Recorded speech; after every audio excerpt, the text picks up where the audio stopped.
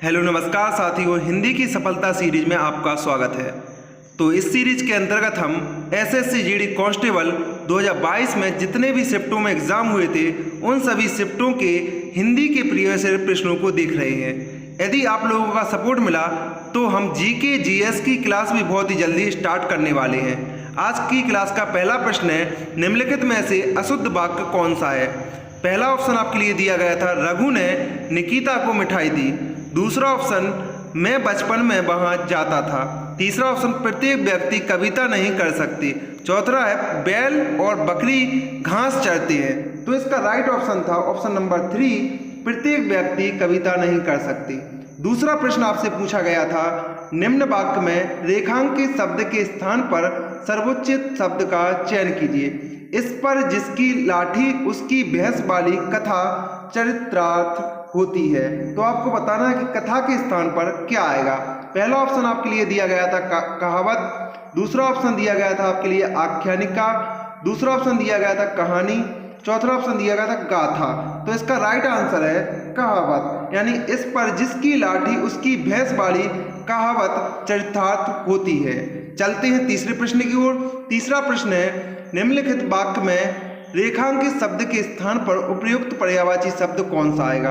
राम कुशल कारीगर है। तो आपको बताना है कि कुशल का पर्यायवाची शब्द किस ऑप्शन में दिया गया है।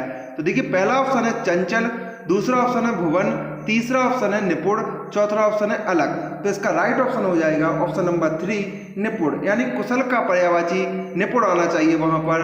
राम निपुण कारीगर है, क्योंकि इसमें आपको बताना था पर्यायवाची शब्द कौन सा होगा कुशल का। चलते हैं चौथे प्रश्न की ओर। चौथा प्रश्न आपसे पूछा गया था, उसे यहाँ आने के लिए बोल दो। उपरोक्त वाक्य में क्रिया संबंधी त्रुटि पहचान कर निम्न में से शुद्ध वाक्य का चयन कीजिए। इसमें पहला ऑप्शन है आपके लिए, उसे यहाँ आने के लिए बता दो। दूसरा ऑप्शन है, उसे यहाँ आने के लिए भेज दो। तीसरा ऑप्शन है, उसे यहाँ आने के लिए कह दो। चौथा ऑप्शन है, उसे यहाँ आने के लिए सूचना दे दो। तो इसका राइट ऑप्शन हो जाएगा ऑप्शन नंबर 3, उसे यहाँ आने के लिए कह दो। पांचवा प्रश्न आपसे पूछा गया था, क्षेत्र को लेकर भारत में संघर्ष अब आम बात हो गई है।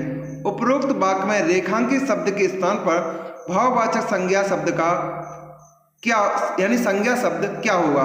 तो पहला ऑप्शन है क्षत्रिय, दूसरा ऑप्शन है क्षेत्रीयता, तीसरा ऑप्शन है क्षेत्रित, चौथा ऑप्शन है क्षेत्रीय। तो आपको बताना है इसमें क्षेत्र के स्थान पर कौन सा ऑप्शन आएगा।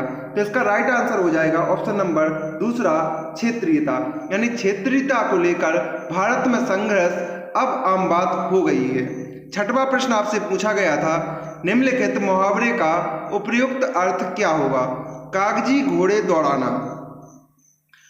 पहला ऑप्शन है पढ़ाई लिखाई करना, दूसरा ऑप्शन है अत्यधिक प्रयास करना, तीसरा ऑप्शन है बहुत पढ़ना लिखना, चौथा ऑप्शन है बिना मतलब का काम करना।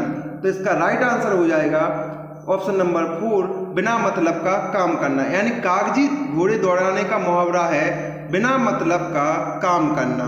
सातवां प्रश्न आपसे पूछा गया था, निम्नलिखित अर्थ वाले मुहावरे का चयन विकल्पों में से कीजिए। किसी व्यक्ति का पुरानी परंपरा के साथ चलना।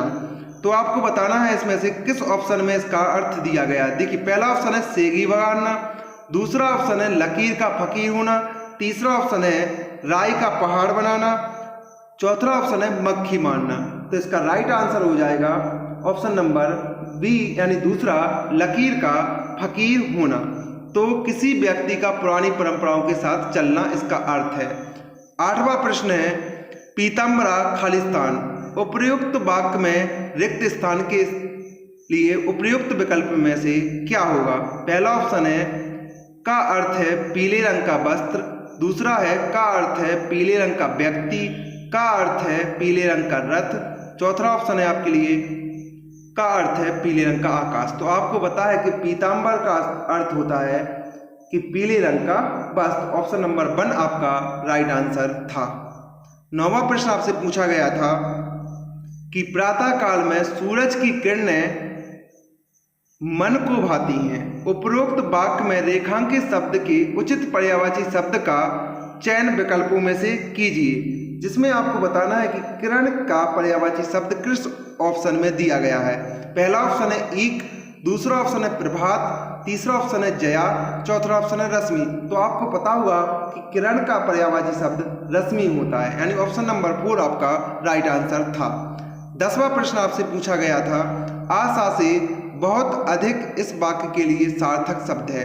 तो देखिए आप लोगों ने पहला सेट देखा होगा, उसमें भी ये प्रश्न पूछा गया था, यानी प्रश्न रिपीट होते हैं, इसलिए आपको जितनी भी क्लास में कराऊंगा मैं प्रीवियस ईयर की सारी क्लास को आपको बहुत ही बढ़िया तरीके से रिवाइज करना है। तो देखिए पहला ऑप्शन है वांछित, दूसरा ऑप्शन है प्रशिक्षित, तीसरा ऑप्शन है आशातीत, चौथा ऑप्शन है इच्छित। तो देखिए मैंने आपको बताया था आशा से बहुत अधिक यानी आशातीत, ऑप्शन नंबर 3 आपका राइट आंसर हो जाएगा। 11वां प्रश्न है, महिला जब भाषण दे रही थी उसकी आवाज में एक आकर्षण था, निम्न में से कौन सा इस वाक्य में प्रयुक्त आकर्षण शब्द का विलोम नहीं है। तो देखिए पहला ऑप्शन है विकर्षण, दूसरा ऑप्शन है अनाकर्षण, तीसरा ऑप्शन है विकर्षण, चौथा ऑप्शन है अपकर्षण। तो देखिए इसका राइट ऑप्शन हो जाएगा ऑप्शन नंबर 1 यानी विकर्षण। 12वां प्रश्न आपसे पूछा गया था, बीज बोने के थोड़े दिन बाद अंकुर निकलने लगे, वाक्य के किस भाग में अशुद्ध वर्तनी वाला शब्द है। पहला है के थोड़े दिन, दूसरा है निकलने लगे, तीसरा है बाद अंकुर और चौथा है बीज बोने। तो देखिए इसका राइट आंसर हो जाएगा बाद अंकुर। तो देखिए क्या होना चाहिए था वहां पर, बीज बोने के थोड़े दिन बाद अंकुर निकलने लगे। ठीक है, चलते हैं नेक्स्ट भाग की ओर, यानी यहाँ पर अंकुर की जगह पर क्या होना चाहिए था, अंकुर होना चाहिए था, बाद अंकुर निकलने लगे ना कि अंकुर। ठीक है, तो ऑप्शन नंबर 3 इसमें अशुद्ध वर्तनी थी। चलते हैं नेक्स्ट प्रश्न की ओर। नेक्स्ट प्रश्न है, जो अंडे से जन्म लेता है वाक्यांश के लिए इनमें से उपयुक्त शब्द कौन सा है। तो देखिए पहला ऑप्शन है मलयज, दूसरा ऑप्शन है अत्यज, तीसरा ऑप्शन है जलज और चौथा ऑप्शन है अंडज। तो आपने इसको बहुत बार पढ़ा होगा, यदि पहले भी आपने तैयारी की है, थोड़ी बहुत हिंदी को पढ़ा है तो देखिए आपको पता है, और साइंस में भी इसको पढ़ा होगा, जो अंडे से जन्म लेता है उसे हम क्या बोलते हैं, अंडज बोलते हैं। चले आगे। 14वां प्रश्न आपसे पूछा गया था, उद्यम से ही सफलता मिलती है, उपरोक्त वाक्य में रेखांकित शब्द के विलोम शब्द का चयन विकल्पों में से कीजिए। तो देखिए आपको इसमें बताना है कि उद्यम के स्थान पर क्या आएगा, यानी उद्यम का आपको विलोम शब्द बताना है किस ऑप्शन में दिया गया है। तो देखिए पहला ऑप्शन है निरुद्धम, दूसरा ऑप्शन है ऊर्ध्मी, तीसरा ऑप्शन है नकारा, चौथा ऑप्शन है प्रतिरन।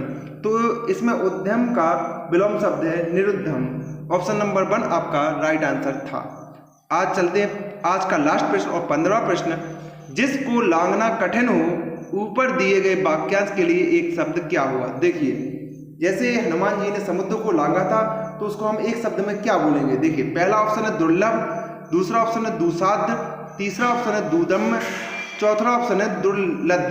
तो इसका राइट ऑप्शन क्या होना चाहिए, दुर्लभ यानी दुर्लभ, यानी जिसको लादना कठिन हो यानी दुर्लभ बोलते हैं। ठीक है, तो आज की क्लास हम यही समाप्त करते हैं। यदि आप लोगों को आज की क्लास बढ़िया लगी हो तो चैनल को सब्सक्राइब कर वीडियो को लाइक शेयर कीजिए। यदि आप लोग जीके जीएस के भी प्रीवियस ईयर प्रश्नों को देखना चाहते हो तो आप कमेंट करके बताएं, मैं जल्द ही जीके जीएस के सारे प्रीवियस ईयर प्रश्नों को करा दूंगा। ठीक है, जल्दी क्लास लेकर आऊंगा, बस आपको कमेंट करने की जरूरत है। चलिए, थैंक यू, धन्यवाद।